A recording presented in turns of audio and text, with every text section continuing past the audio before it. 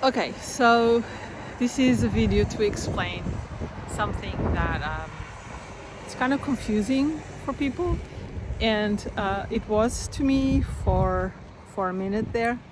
So it has to do with the energetic heart, and why is it that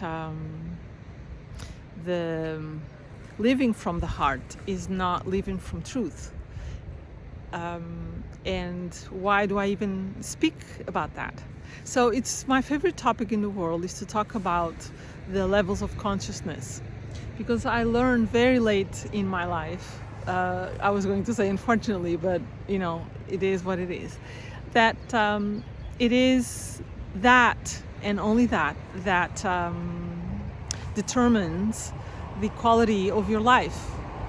The quality of your life as in everything, the relationships, the results, the physical matter and the invisible. So this is just something that I just love it.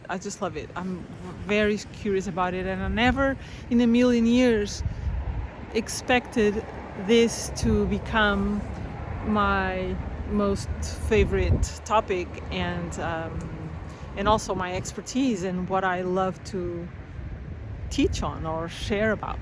It's just incredible. So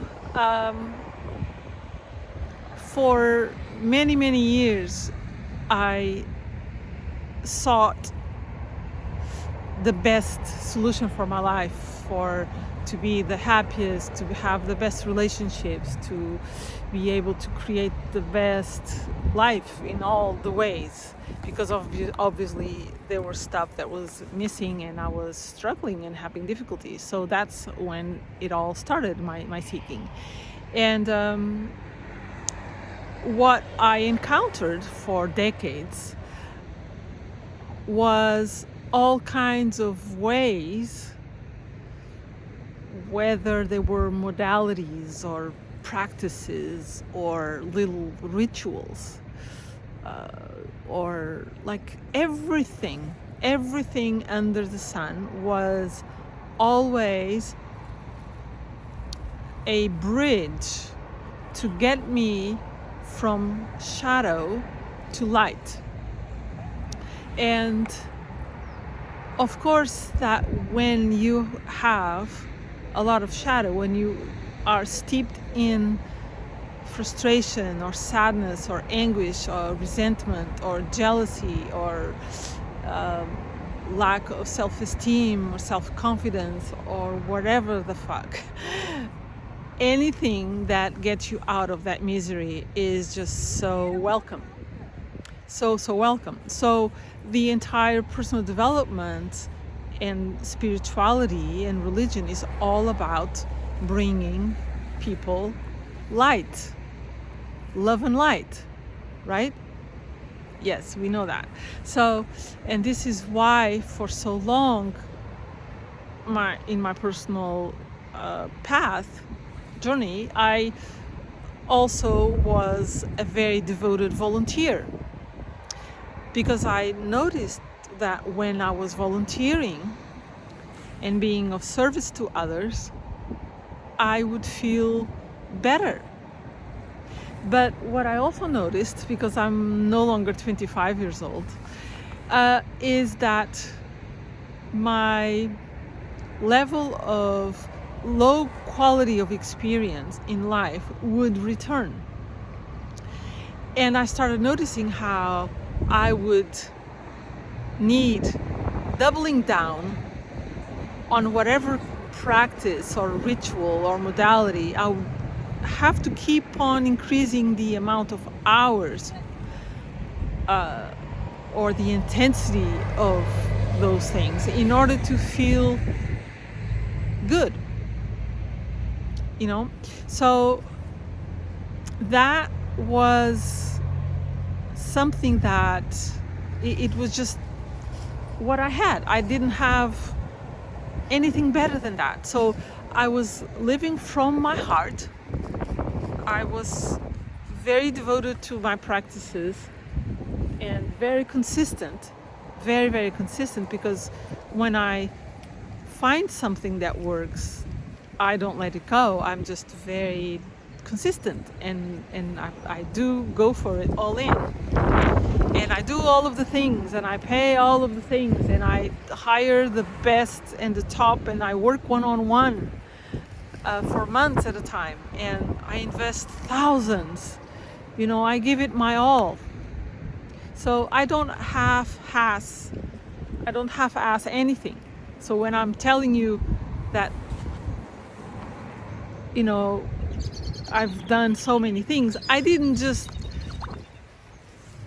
touch and go. I was not a tourist in those things. I was devoted for years, So, because a lot of people that are not consistent, or don't devote themselves, or don't pay all of the monies, they have this narrative that it's not working for them because they didn't do it more often, or more consistently, or more seriously, or with more of a higher level of engagement, or whatever. And everybody else that does do that level of investment and commitment, they believe that the other ones are not getting better results because of lack of something. Like there's always another program, or always a closer relationship that you can have with your coach or mentor or teacher, so that finally you get the results. But all of this is just it's not correct. That's not the reason why you my dog is like digging a lot. It's so fun. That's not why the results come and then stop coming, or that's not why the results never showed up in the first place. So we can attribute this to all kinds of reasons, but it's never the truth. That is the reason why the people that invest more and more and more, that is the reason why many of them do invest more.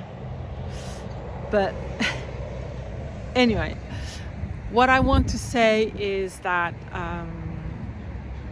the fact that this wasn't working for me, wasn't sticking, wasn't landing, it left me open to find something that did. So I thought that I was there many times. I thought that I had reached the truth of life and what would be the determining factor for my life experience and results. And all the while this was coming from love and light. So all the while this was me going from shadow to light. The last thing that I did in order to really delve seriously into this thing was something called shadow alchemy. I did that for a few years. It couldn't be more direct to what I'm talking about, because the other things were more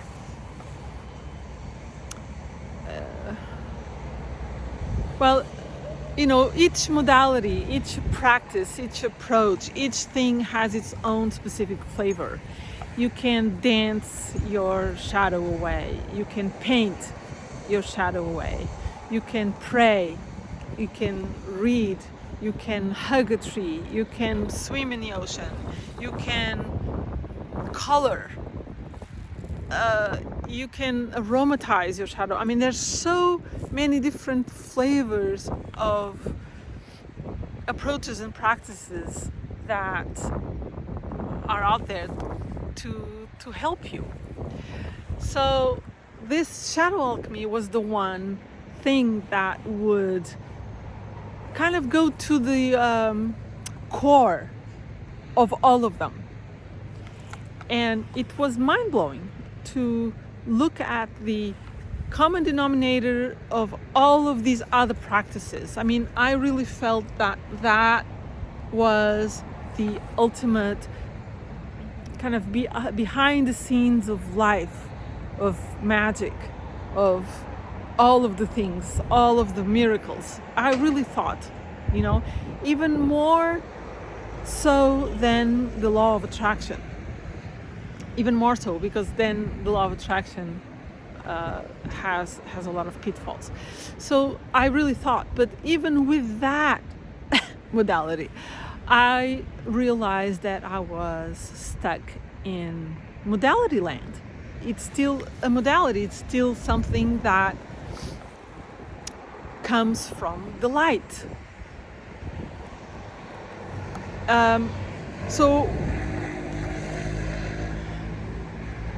Okay, going back to my previous, like the reason why I'm here is to differentiate between the heart and truth. So the heart is what most people consider to be the purest, the cleanest, the highest, the solution to humanity. And you see that all the time, even more so now that there's so much war going on and so much atrocities. And that's, of course, shadow.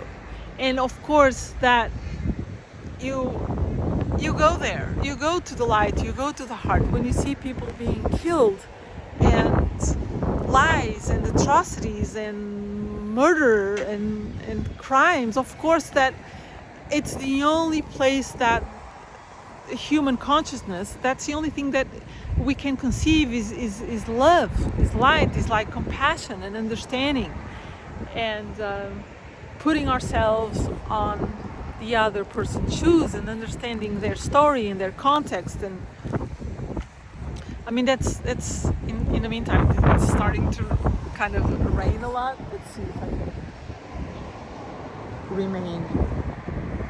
stay put.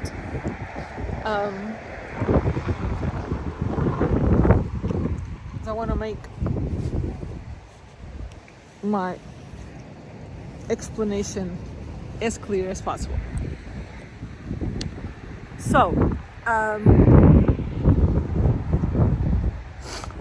the reason why the energetic heart is not the cleanest, the best, the highest possible quality of energy that you can have is because the heart has a lot of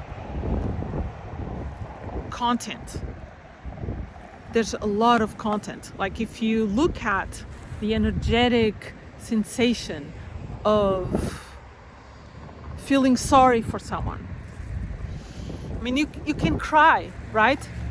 You can cry. So if you can cry and if it can keep you up at night out of compassion, for example, if you can have a hard time sleeping or have a hard time knowing of stories out of compassion, that's because compassion encompasses a lot of matter. Like you have a lot of matter.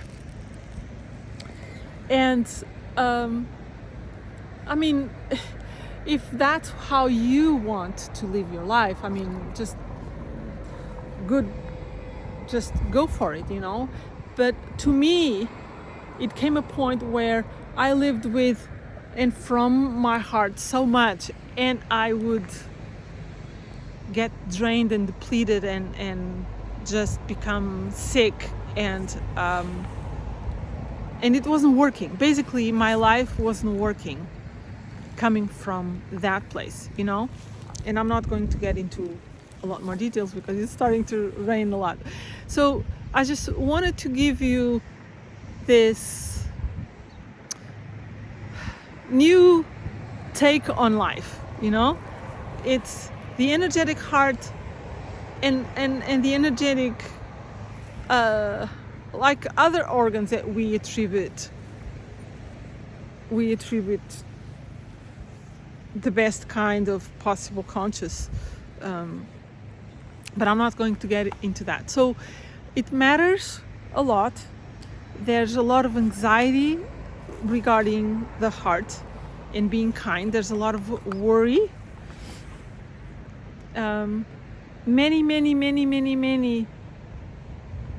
Many, like all of the non-government associations for the well-being of the earth, the animals, the children, the mothers, the homeless, like all of the causes, right? All of the causes are motivated by shadow and light. All of them. Because there's a lot of stakes. Like people care so much about so many things that they cannot rest until they do something about it. It's what motivates people to act and create these associations and step out into the world and change the world to be a better place. It's all because of this content, because of all of the things that matter to them, you know. And you may listen to this and think, okay, so what? But that's a wonderful thing. We need to create a better world. The world needs us, and we need to make a better world. The world sucks. The world has a lot of mean people and the evil forces and corruption and the money interest. I mean, there's all kinds of arguments. I mean, okay, but like if that works for you, you do you. Okay, I have been there for decades of my life. It was like this breath of fresh air. It was my biggest discovery. Okay, my biggest life discovery was to discover that there's a new consciousness that is not shadow nor light, and it is truth. And by unhinging myself from human consciousness, the human consciousness of shadow and light, which is everyone's consciousness, I have rejuvenated, rebirth. I am finding my life experience be 1,000 times better. I am just creating experiences of magic and miracles in ways that I didn't have access to before, because the light is still very heavy. That's why, to me and to many of you, the light is still very heavy. It's still very dense energy.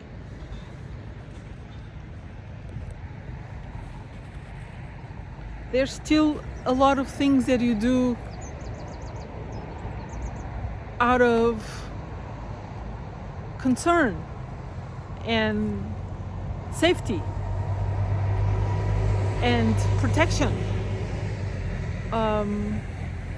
and prevention, and that's all control, and that spells anxiety in my system. It's not fun. It's not fun. It's very serious. The light is very serious. Truth is fun. Truth is where you have the realm of pranks and bursts of laughter and turn on. That's where turn on resides. You feel it. It's direct to your body. Truth is direct to your body. Truth is what is, without any meaning. That's another thing that the light does and the heart does. It's like everything has to have a meaning. or else it doesn't make sense because it needs to make sense. It's like when people get sick, what's the first thing that they do when they are very spiritual, quote unquote? They try to see a meaning for it. I mean, the accident that leaves you paraplegic has to mean something. You know, so much health concerns in your life with your children and your husband. I mean, it has to mean something. And it's this is the content that the light has. But truth doesn't have any content. Truth is what is. It's what you have a pure taste for. Just because you do have a pure taste for, there's no justification. There's no justification. It's the mind and the heart that are addicted to the justification and the meaning and the explanation. There must be an explanation. Well, there's no explanation. Why do you like the ocean more than you like the city? There's no explanation. It is just your nature. It's your pure, clean nature. It's direct. There's no processing. There's no reason. There's no reason why you prefer Asia and Asian things over Western things. Like the US doesn't appeal to everybody, and China doesn't appeal to everybody. Japan doesn't appeal to everybody. You know, things that are of Asia don't appeal to everybody. I mean, so what? It is what it is in that sense of truth. It's like the beauty and sound and music and art and nature and dog breeds and names and food and anything and everything that is to your pure taste. That is truth. You know, and races, like if you don't like certain race, you're not racist. It's just the truth of your taste. You know, there's everything that the humans, everything you'll see: religion, politics, and race. Religion, politics, and race. You'll see how much meaning is behind the drama. It's all meaning. Because if you make it meaningless from a place of truth, not from a place of shadow, there will be no conflict, no drama, there's no question, no issue. It's a non-issue. But humans are addicted to their light, their brain, and their heart. So the energetic brain and the energetic heart is the human consciousness, which is why then you say that person is heartless. She does not have a heart. Well, truth does not have a heart either, but it's not heartless, because heartless is shadow. The heart is light. Heartless is shadow. Someone that comes from truth is not heartless. She is devoid of that context. She's devoid of that context. It's just what is. She just prefers what she prefers in a pure, truthful way. In a pure, truthful way. It is this simple. It is extremely simple. Extremely simple. What's extremely complex and complicated is the light and the shadow, of course. The denser it is, the harder it is to crack. But there must be cracks in your light in order for you to see what I'm seeing. And I had a lot of cracks in my light. It wasn't working for me. It just wasn't working. And I don't know very many people that are as devoted to consciousness work as I am. So I was not a slacker, in my shadow work. Not a slacker, not at all. But it wasn't working. And now I know why. Because the light is an illusion. It's still illusion, just like shadow is illusion. And you know this, like for kids, if you give this example of having kids that are afraid that there's a monster underneath the bed, right? That's like, it's a story, it's an illusion, it's a lie. That's shadow, right? But the light also has an illusion component to it, because it's all the meaning that people attributed to things when the truth doesn't care. Like when you are in truth, and you are in truth often, you just deny it. For example, this Amy Schumer recent episode of Trolls, just going gang-ho on her new appearance. I mean, she came out onto Jimmy Fallon's talk show with a very round face. I mean, she's like bloated all over her face. She just was very different. So trolls came after her, and of course trolling is shadow, but what the light is saying is trying to convince women to not speak the truth and be liars, because when you don't assume the truth, which is that illness very often is not beautiful.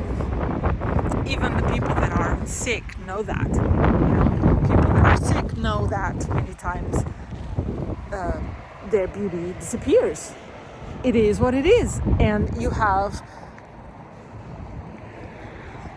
the template for truth to you is there for a reason, and you have to trust that. So don't come to me saying that you're very spiritual and you believe in God or you believe in the universe or whatever, and then you don't believe in your own taste and your own turn on, which is a template that you have, and that's who you are. Like if you don't even respect that, and you want to be respectful of modalities and practices and other people's teachings, I mean, what is that? So the truth is that Amy Schumer, for many people, like whoever looks at her face and don't have a taste for that face, that is the truth. So you can't evolve humanity by telling people to be kind to one another by lying. But you don't have to be a troll either, but don't make it a shaming issue when it's not at all about that. It's about the truth. So at this point of the conversation, you are thinking, oh, so you think that people should just tell whatever it crosses their mind. I mean, it depends. If it feels true to you, yes. But if it doesn't feel true to you, no. It always comes down to this, because the experience is as good as the quality of your energy. Your life experience is as good as your energy. So if you are in truth, yes. If you are in light or shadow, no. So that's the only criteria for whatever actions that you are considering taking. It's never about the action per se. It's the level of the quality of your own energy.